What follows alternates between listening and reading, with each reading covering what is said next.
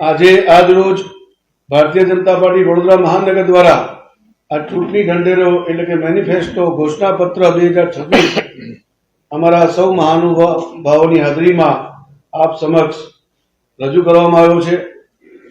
જેમ કે સૌથી અગત્યનો મુદ્દો સ્થાનિક સ્વરાજ્યમાં હોય તો પીવાના પાણીનો હોય છે।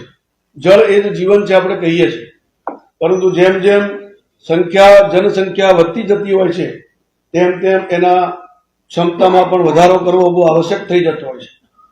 પાણી માટે વધતી જનસંખ્યાને ધ્યાનમાં રાખીને આવનારા દશકમાં 200 થી 250 ml વધારાનું પાણી અન્ય સ્ત્રોતોથી મળી રહે એ પ્રકારનું આયોજન વિચારવામાં આવ્યું છે। ફાજલપુર હોય, અનગઢ હોય, રાયકા ધોળકા મુકામે નવીન આયોજન દ્વારા શહેરીજનોને પાણીના પ્રેશર સાથે પાણી પૂરતા પ્રમાણમાં મળી રહે એનું આયોજન કરવામાં આવ્યું છે।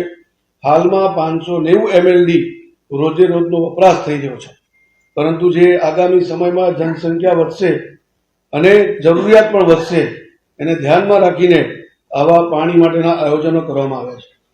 રોડ બ્રિજમાં પણ આવનારા સમયમાં જે મિલિંગ કરીને પદ્ધતિ, જે નવી ટેકનોલોજી છે એ મિલિંગ પદ્ધતિથી રોડને બનાવવામાં આવે।